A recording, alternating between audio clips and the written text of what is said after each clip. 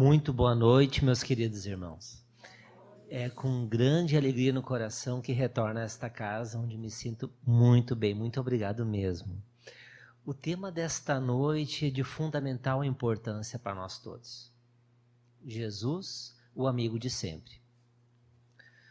Por falar em amigo de sempre, é claro que a nossa exposição vai falar sobre a amizade.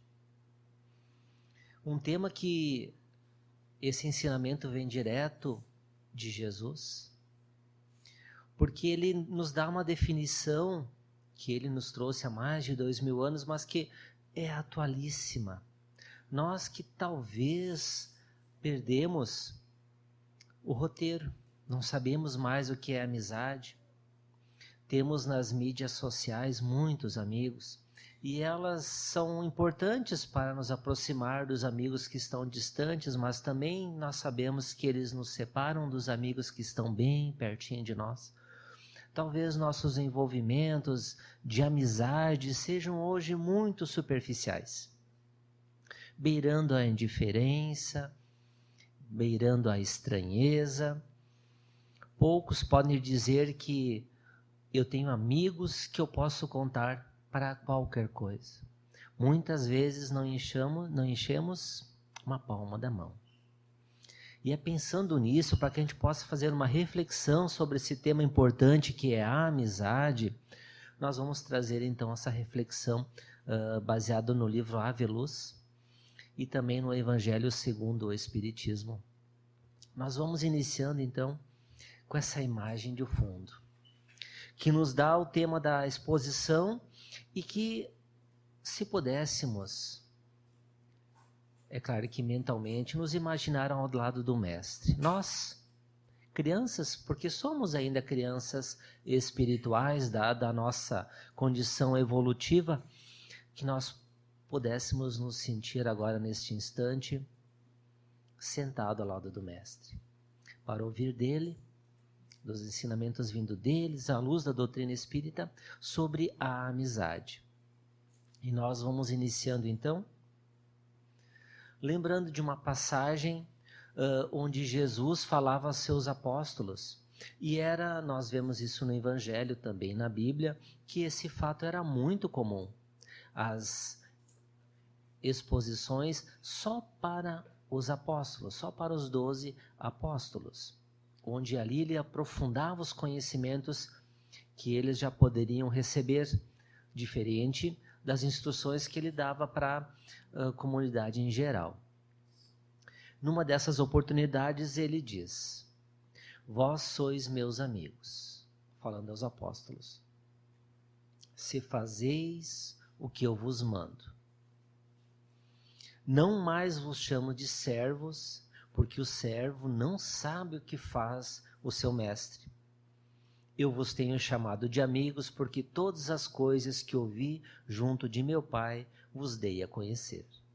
Aqui a gente faz uma reflexão de que Jesus diz: vós sois meus amigos, se fazeis o que eu vos mando. Mas não é naquela questão assim, se tu me obedecer, sou teu amigo, senão não. Não é isso, não é nesse sentido. Aqui o que eu vos mando, Jesus falava dos mandamentos. Qual é o ensino máximo de Jesus? Amar a Deus sobre todas as coisas e ao próximo como a si mesmo. Então, os apóstolos já faziam isso, já tinham essa compreensão, esse entendimento, e eles já faziam isso. Jesus complementa dizendo que já não chama eles mais de servos, porque o servo não sabe o que o seu Senhor quer fazer. E aqui a gente vai lembrar da nossa condição evolutiva, porque todos nós, criados simples e ignorantes, não sabendo de nada, tendo que aprender tudo, naturalmente, não sabíamos também da questão espiritual.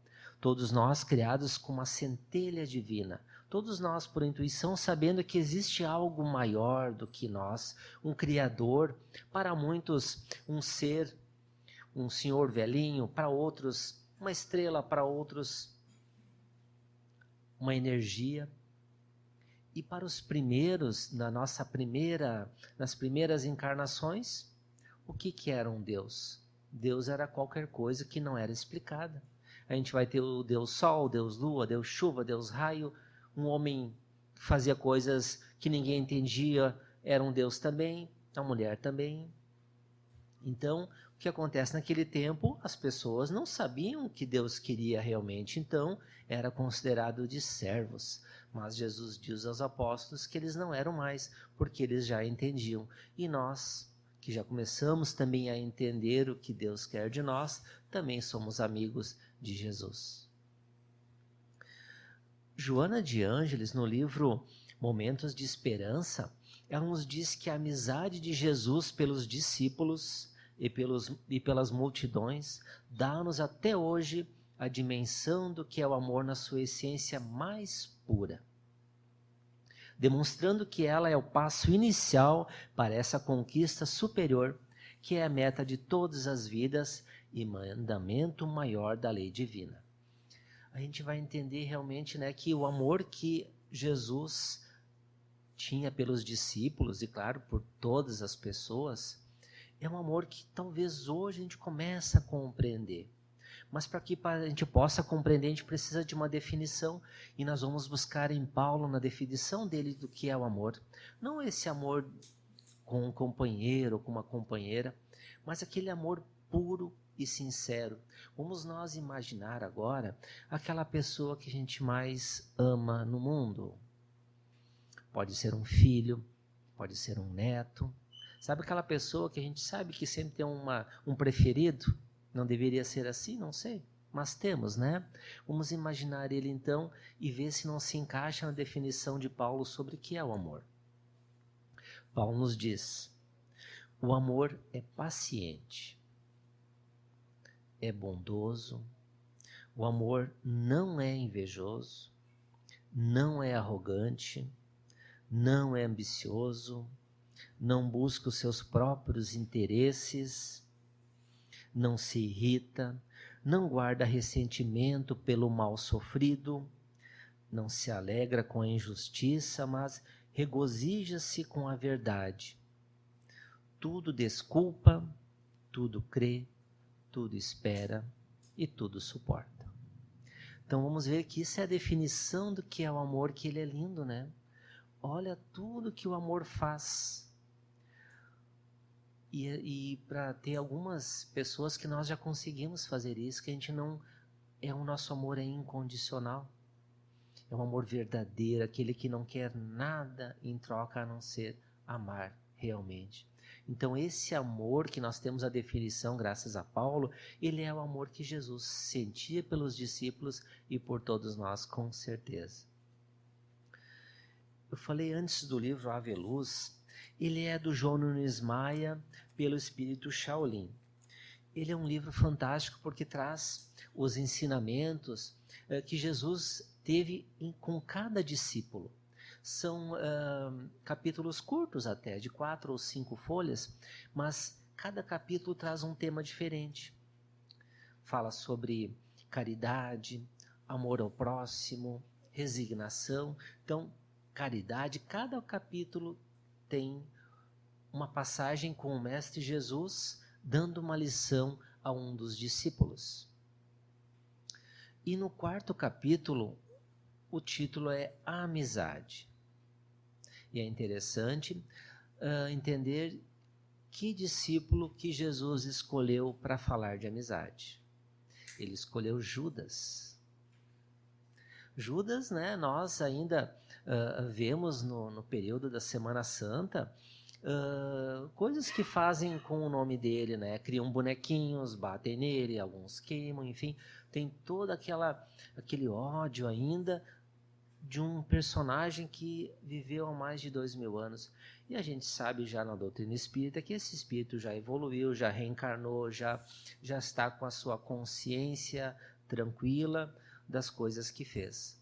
Mas nesse capítulo nos retrata um pouquinho das questões psicológicas e também de enfrentamento que Judas tinha naquele momento. E eu vou me permitir ler para que eu não esqueça nenhuma parte de um resumo que eu fiz desse capítulo.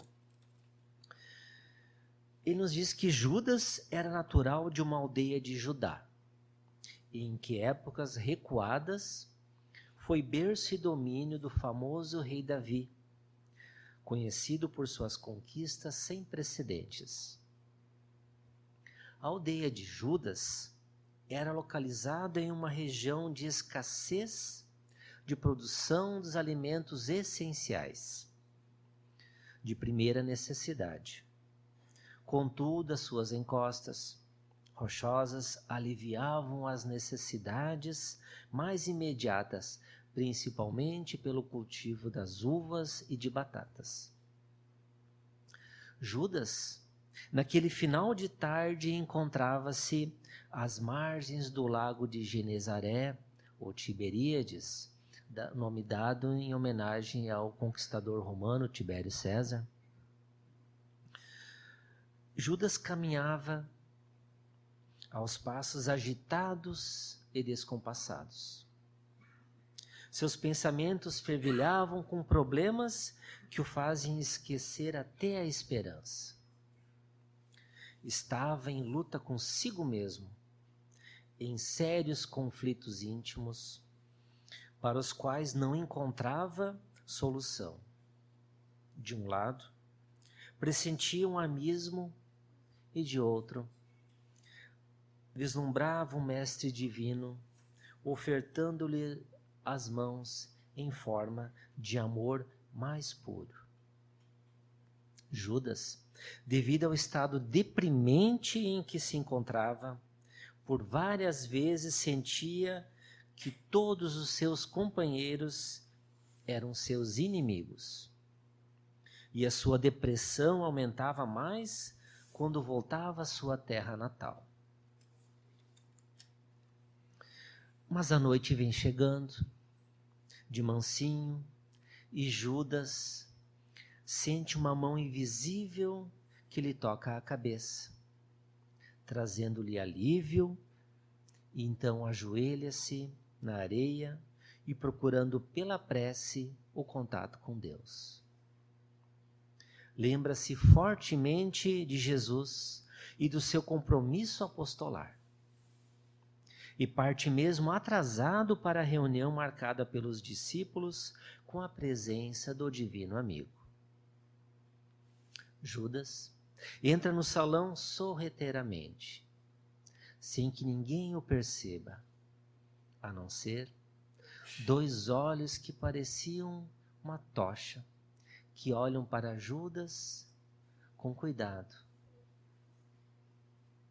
Judas toma assento perto do mestre e, através da sua mediunidade, lê na tora onde Jesus estava sentado, em letras luminosas, parecendo chamas, as palavras escritas: Ave Luz.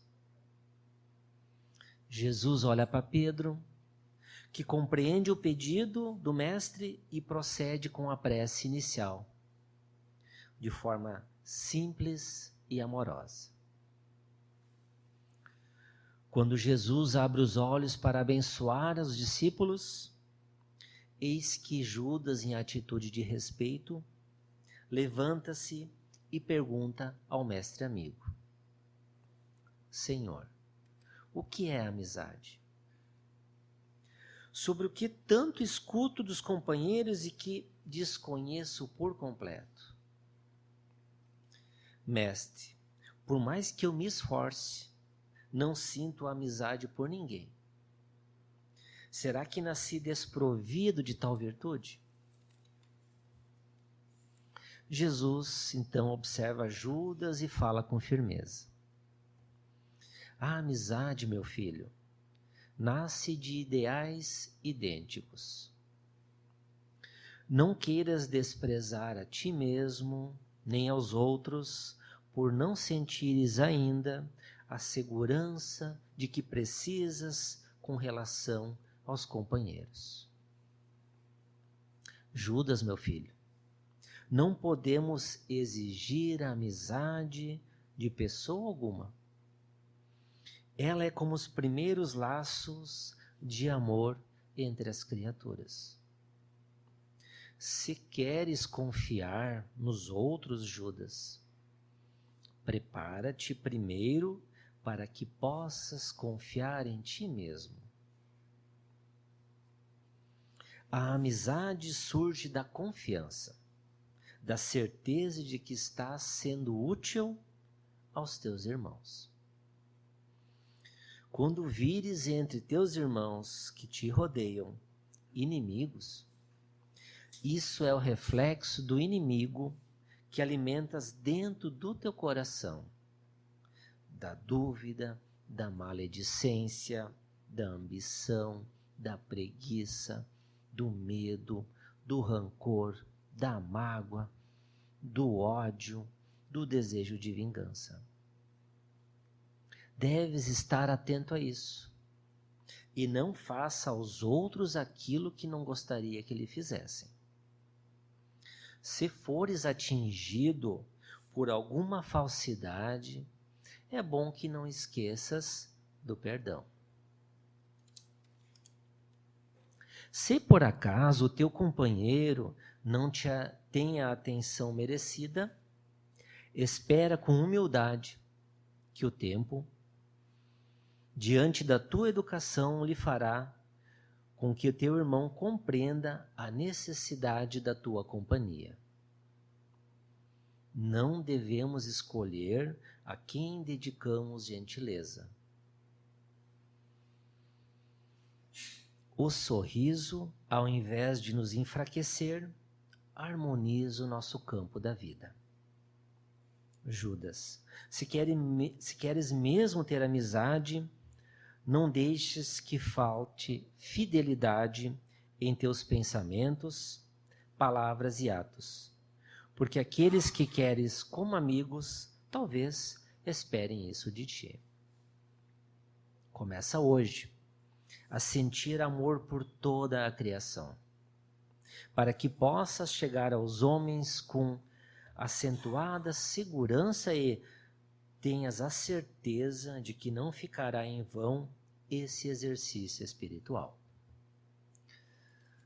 Bem profundo, né, pessoal? Bem profundo, muito importante, dito há 2000 anos pelo mestre, e parece que poderia muito bem ter sido dito hoje, né? Nós vamos então repassar alguma dessas ensinamentos do mestre para que a gente possa fixar um pouco mais. Jesus nos diz então que a amizade nasce de ideais idênticos. Óbvio. Todos nós estamos aqui reunidos porque temos na nossa fé a doutrina espírita. Se não tivéssemos, se não acreditássemos em reencarnação, em comunicação dos ditos vivos com os mortos, nós não estaríamos aqui. Porque muitos dos nossos amigos não acreditam. Quando nós lhes falamos sobre o espiritismo, eles, se pudessem, saíam correndo. Mas eles são amigos nossos também e têm outros ideais idênticos a nós. Mas aqui reunidos nós temos o ideal espírita. Então a amizade nasce de ideal idêntico, porque nós vemos isso com frequência, de quando as pessoas não pensam da mesma maneira que nós, o que eles são? São inimigos, né? A gente repudia, a gente afasta, porque não pensam da mesma maneira que nós. Não queiras desprezar a ti mesmo, nem aos outros, por não sentires ainda a segurança de que precisas com relação aos companheiros. É bem interessante, aqui fala da autoestima que nós devemos ter para conosco e também para com os outros. O não desprezar a si mesmo é muito interessante, porque quando a gente se despreza, quando a gente não gosta de si, quando a gente se acha menos que os outros, a gente sofre. A gente não tem amigos porque a gente sempre quer ser o queridinho da turma para ser aceito, para que as pessoas gostem de nós, e nós não somos verdadeiros por isso. Então a gente não deve se desprezar a si mesmo. Cada um de nós tem os seus pensamentos, as coisas que entende como corretas. Podem mudar, é claro que sim, mas entender isso, que não deve se desprezar a si mesmo por isso. Nos diz ainda, não podemos exigir amizade de pessoa alguma, pois que a amizade é como os primeiros laços de amor entre as criaturas. Parece tão óbvio, mas às vezes a gente esquece. Como é que a gente pode exigir a amizade de alguém, né? E a gente não faz isso com muita frequência. No nosso campo de trabalho, às vezes nos relacionamentos com os amigos mais íntimos, a gente quase que força essa amizade. A gente cobra das pessoas, por que tu não foi lá em casa, por que tu não me liga mais, tu sumiu, né? Isso é exigir a amizade, quando a gente deveria sempre ser, né? Ser livre, deixar que seja espontâneo. Quando a gente quer estar com alguém, a gente está, não precisamos de convite. Então a gente não pode exigir amizade de pessoa alguma, porque muitas vezes a gente quer ser amigo dos outros e eles fazem a questão de deixar bem claro que não tem interesse. É muito interessante isso, né? É uma inimizade quase que espontânea. Então o que a gente faz? Não exige a amizade de ninguém, né? Porque se queres confiar nos outros, prepara-te primeiro para que possas confiar em ti mesmo. Aqui é um ensinamento do conhece-te a ti mesmo. O confiar em si mesmo é importante para nós, nosso entendimento, porque se nós quisermos ser pessoas confiáveis e as outras pessoas confiarem em nós, nós temos que ter fidelidade aos nossos ideais, ao que a gente fala, fazer o que a gente comentou que ia fazer. Porque nós vemos muito assim, hoje em dia, né, a questão de um dia uma pessoa fala uma coisa, no outro dia fala outra, faz uma coisa, faz a outra, não se tem confiança nessas pessoas. E se a gente não confia em si mesmo, como é que a gente vai confiar nos outros? Porque a gente sempre fica desconfiado conosco mesmo, né? Então, confiar em si mesmo é acreditar em si, na sua potencialidade, nas coisas que fala, nas coisas que acredita. Então, a gente tem que confiar em si mesmo. A amizade surge da confiança, da certeza que está sendo útil a teus irmãos. Essa palavra útil eu fiz questão de trazer de novo, porque muitas vezes a gente acha que está sendo usado pelos outros. Agora a gente pode pensar também, de que serve ter amigos se tu não pode contar com ele? Tu precisa de alguma coisa, nem tô falando de coisas materiais, às vezes de uma conversa, de um abraço. Quantas vezes a gente precisa de um abraço, a gente não quer dizer nada, né? Só ganhar um abraço, um pouco de atenção. E as outras pessoas se sentem usadas, a gente não vai mais procurar essas pessoas. Então, o ser útil, o que é ser útil aos outros? É dar o nosso melhor. O melhor que a gente tem. E todos nós temos muitas coisas a dar. Nosso potencial é imenso, é só a gente querer. E às vezes a gente esquece disso, da atenção, do carinho, de dar a coisa talvez mais valiosa que temos hoje, que é o nosso tempo, né? Tão corrido. Quantas vezes a gente vai visitar alguém que está precisando, que está doente, que precisa de um favor, que precisa de uma ajuda. Então, a amizade surge também da utilidade que nós temos aos nossos amigos. Quando vires em teus irmãos que te rodeiam inimigos, isso é um reflexo do inimigo que alimentas dentro do teu coração. É bem interessante isso. O que a gente vê nos outros é o que a gente está sentindo e é o que a gente conhece. Lembro de uma história de Chico quando foi visitar um presídio. Passou por lá, conversou com os detentos. E quando ele saiu, uma pessoa perguntou para ele: daí, Chico, o que tu viu lá? Muito espírito trevoso, muito obsessor lá.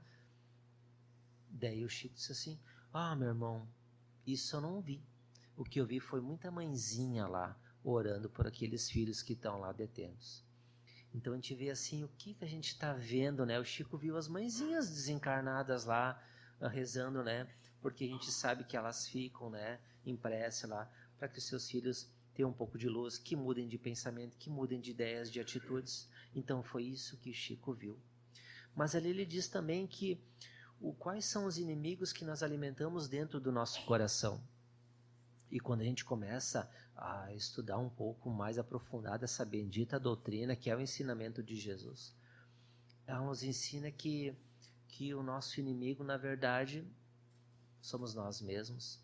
Joana de Ângeles nos ensina que o mal que me fazem não me faz mal. É interessante, né? O mal que me fazem não me faz mal. O mal que me faz mal é o mal que eu faço. Esse sim me faz mal. Então a gente pode pensar assim, qual é o inimigo que eu alimento dentro do meu coração? O que me faz mal? E a gente vai relembrar desses inimigos que nós cultivamos dentro de nós. Nós mesmos, ninguém impõe. A gente que tem, que é a dúvida, a gente duvida das coisas, das pessoas, sofre por isso. A maledicência que nos corrói. Porque quando aquele que é maledicente, ele já fica com esse rótulo. E as pessoas dizem, veio falar mal de outra pessoa para mim, também fala mal de mim para essa outra pessoa. Então a pessoa que é maledicente, ela já fica em descrédito. Ninguém vai contar nada para ela de uma coisa importante, uma coisa que auxilie, porque ela é uma pessoa assim, né, que tem esse costume. A ambição é ter aquilo que a gente nem precisa. Não que a gente não deva lutar por ter uma casa, uma roupa, viver bem, isso faz parte da lei de progresso, a lei do trabalho, então isso é importante para nós. A ambição é tentar conquistar o mundo todo para si. Esquecer de que a gente não precisa de tudo isso para ser feliz, só o necessário já basta. Mas aquele que é ambicioso, ele é um doente dele mesmo, porque nada tá bom, ele não se preocupa com aquilo que ele já tem, que aquele conquistou, ele quer saber aquilo que ele ainda não tem, que ainda não conquistou, e isso é um tormento para ele. Quantos que não conseguem dormir à noite? A preguiça também dentro de nós, a preguiça, é complicado falar de preguiça também, né? A preguiça a gente gosta de ficar no conforto, de não fazer nada, mas isso não faz bem para nós também. Não que a gente não tenha nosso momento de descanso, não é isso. A inveja, eu sempre gosto de dizer, a inveja, nós temos que entender bem que a inveja é o menosprezo de si mesmo. O invejoso, ele tem menosprezo por si próprio, porque todas as coisas boas que ele tem, ele despreza. Ele se compara com outro, por isso que ele é invejoso. Ele se compara com uma pessoa que está mais à frente, que tem mais dinheiro, que tem mais cultura, que tem mais inteligência, e ele sofre por isso. Por que eu não sou assim? Mas às vezes ele tem preguiça, não estuda, não trabalha, não procura. Os grandes inimigos nossos, rancor. Mas pode deixar, meu amigo Gael, queridão. O rancor, o nosso grande inimigo, porque o rancor começa com a mágoa, a gente se magoa, tem rancor, aí a gente instalou ali o comecinho da depressão. Quem já passou por isso sabe como é difícil de sair, como demora, porque a depressão na visão espírita, eu sempre gosto de lembrar, é a não aceitação de alguma coisa, simples assim. Então a gente não aceita alguma coisa e se deprime por isso. Mas começou lá com uma mágoa, com rancor, e nós mesmos fomos deixando crescer. Aumentando, até que se instalou. O ódio, ele é um amor que adoeceu. Porque muitas pessoas acham que o ódio é o contrário do amor. Na verdade, o contrário do amor é indiferença. Quando a gente é indiferente, porque não tem mais nada. Mas o ódio é, quanto mais a gente amou uma pessoa, mais ódio a gente tem. É bem paralelo. Aquele que a gente conhecia mais ou menos, se fizer uma coisa que a gente não gostou muito, a gente meio que deixa passar. Mas aquele que a gente gostava muito, nossa, e às vezes o amor fica doente e vira em ódio. O desejo de vingança, então, é o último estágio, né? Quando a gente quer o revide. Aí realmente a gente está doente. O nosso inimigo nem tá com a luzinha amarela, tá com a vermelha já, sacudindo dentro de nós mesmos e dizendo: tu tá errado, não faz assim que tu tá errado. Deves estar atento a isso e não faça aos outros o que não queres para ti mesmo. É um grande ensinamento do mestre, não fazer aos outros aquilo que não gostaria que fizesse a ti. Se a gente tiver dúvida, será que eu faço isso ou não? Perguntamos a nós mesmos: o que Jesus faria no meu lugar? A resposta vem automaticamente. A gente já consegue mudar isso aí. E se fores atingido por alguma falsidade, é bom que não esqueças do perdão. O perdão para nós é essencial, é libertador. Aquele que não perdoa está com o inimigo dentro de si, pulando para tudo que é lado, nos fazendo mal, afetando a nossa saúde física e também espiritual. Quando falam mal de nós, por exemplo, se for verdade, bom, é verdade, né? Então, tem que deixar falar. Se for mentira, qual é o problema? É mentira. Porque nós devemos nos pautar pelo nosso caráter e não pelas coisas que os outros pensam de nós, porque a nossa reputação é medida com aquilo que as pessoas pensam de nós, e quem nos conhece, às vezes nós não nos conhecemos, e a gente vai se preocupar com a opinião dos outros. Quantas vezes nós mesmos erramos formando opinião sobre as outras pessoas, nós os vemos a primeira vez e já analisamos pela roupa, pelo corte de cabelo, pelos adereços que usa, a gente já vai formando opinião, e muitas vezes a gente se engana, se equivoca. Sobre o perdão é importante a gente lembrar que o perdão é libertador. Por isso que Jesus nos ensinou, né? Quando Pedro pergunta a ele quantas vezes devo perdoar o meu irmão que peca contra mim. E esse pecado é bom que a gente entenda que na época de Jesus tinha um sentido diferente do que tem hoje. Hoje o pecado, meu Deus do céu, né? Tá ferrado, né? Mas naquele tempo de Jesus, o pecado queria dizer assim, errar o alvo, errar a direção. Por isso que Jesus sempre dizia, né? Vai e não peques mais. Quer dizer o quê? Vai e não vai mais por essa direção que estava errada. Procura um outro caminho. Então, Pedro pergunta, quantas vezes devo perdoar o meu irmão que peca contra mim? Até 7 vezes, esse 7 é simbólico. Ele diz, não te digo 7, mas 70 vezes, 7 vezes. Quer dizer, 490? Não, sempre, sempre. Todas as vezes, porque o perdão é um treinamento. Nós, espíritas, sabemos do que acontece com aquele que não perdoa. Quem não perdoa fica preso e imantado àquela pessoa que quer mais evitar. Então, aquele meu inimigo que eu nunca mais quero falar é o que mais fica na minha mente, porque eu lembro dele de manhã, de tarde, à noite, sempre está comigo e eu não quero estar com ele. Quando a gente não perdoa, quando a gente não deixa passar, muitas vezes a gente escuta as pessoas dizendo, né? Eu nunca vou te perdoar. Isso é impossível. Tudo bem. Deus é tão bom para nós que nos dá uma outra oportunidade no plano espiritual ou numa outra encarnação de nós voltarmos de novo, aí sim, na mesma família, abraçadinhos, sem poder ficar longe, para a gente aprender a perdoar. Não é por outro motivo que a gente vê às vezes na nossa própria família espíritos com os quais a gente tem muita dificuldade de lidar. Que a gente não se acerta, não tem os mesmos ideais, é difícil a convivência. Às vezes é um só na família que destoa de todos. Muitos dizem, esse é a ovelha negra, né? E às vezes a gente tem que entender que às vezes também, que não existe regra, né? Não, a gente não pode colocar uma regra para isso, mas muitas vezes aquela ovelha negra é credora de toda a família. Então ele vem, tem que encarnar com aquelas pessoas que o enganaram, que fizeram coisas horríveis com ele, e ainda tem que aturar eles, né? E só ele tem que aturar todo mundo. Mas a gente sabe que isso é um exercício, né? O estar junto é importante, porque quando a gente está na mesma família, não tem como a gente se afastar. Pode morar longe, pode não se ver, mas um dia tem que voltar, ou é no enterro de alguém, ou alguma coisa aconteceu, precisa se reunir, e esse é o grande objetivo. Então, o perdão para nós sempre é libertador. E da nossa parte, a gente sempre tem que estar à disposição, porque aquele que não perdoa, ele fica preso, e o que não dá o perdão, o que não aceita, talvez naquele momento, a gente tem que entender que todos nós temos o nosso tempo.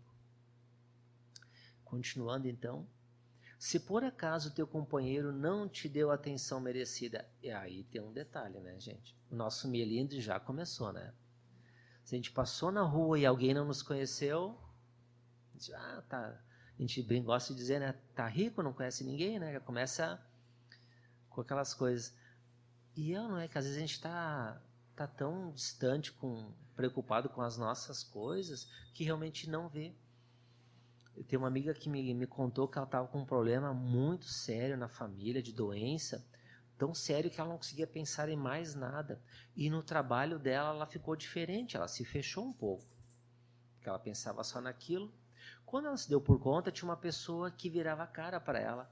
E até que ela se deu por conta, mas o que será que aconteceu, né? E aquilo ficou uma semana, ela fazia questão, aquela outra pessoa fazia questão de mostrar que estava brava com ela, sabe? Quando aquela pessoa passa na tua frente, faz questão de dizer que está brava. Então ela não entendeu porque antes estava tudo bem e ela foi perguntar para ela o que aconteceu, alguma coisa, né? Não, tu não me cumprimenta mais, tu tá diferente. Daí ela disse, ela contou o problema de família, né? Mas a pessoa já se melindrou e às vezes é muito fácil que a gente faça isso. Então, de novo, Jesus dizendo, se por acaso teu companheiro não te deu a atenção merecida, espera com humildade, porque a gente não sabe o que o outro está passando, então a gente espera. Não te cumprimentou, não foi como sempre era? Não tem problema, vamos esperar. Que o tempo diante da tua educação, aí é da nossa educação, irá fazer com que o teu irmão compreenda a necessidade da tua companhia. Porque nós procuramos os outros pela vontade de estar junto, aquele amigo que a gente necessita, no bom sentido, necessita estar junto, porque isso nos faz muito bem. O seu abraço, o seu aperto de mão, as suas conversas. Nós gaúchos tomamos chimarrão com os nossos amigos, né? Isso é muito importante para nós, isso é terapêutico.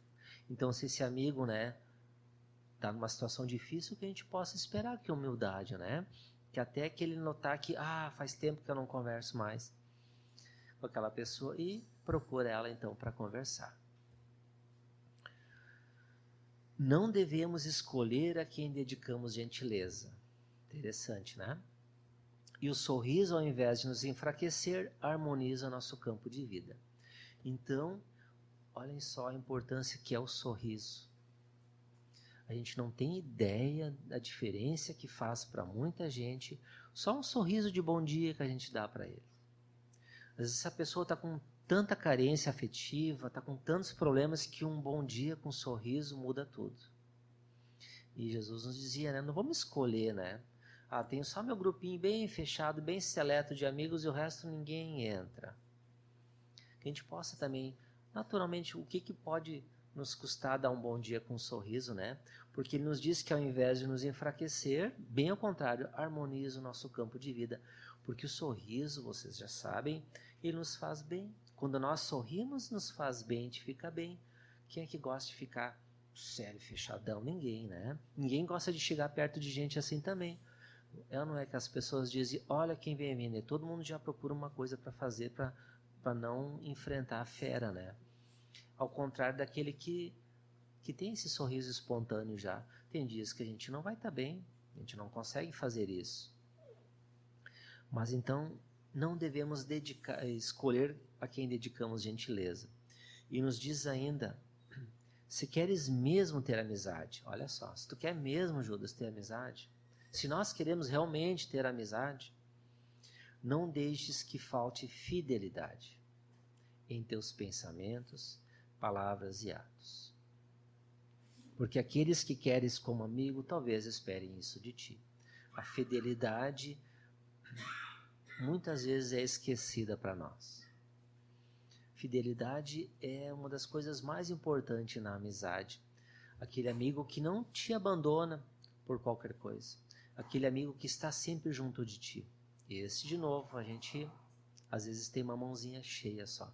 Vamos valorizar esses amigos, porque tem um ditado que diz que se a gente entender que os amigos mudam, a gente não precisa mudar de amigos. Que todos nós mudamos. Às vezes a gente tem outras coisas que a gente quer fazer, mas a nossa fidelidade continua. Diz ainda, começa hoje a sentir amor por toda a criação, para que possas chegar aos homens com acentuada segurança e tenhas a certeza de que não ficará em vão esse exercício espiritual. O sentir amor por toda a criação é lembrar de tudo.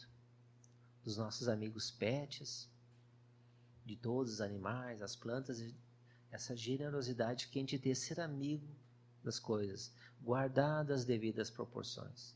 Nós, espíritos, estamos na escala mais alta da evolução. Não podemos nos comparar aos animais e muito menos às plantas.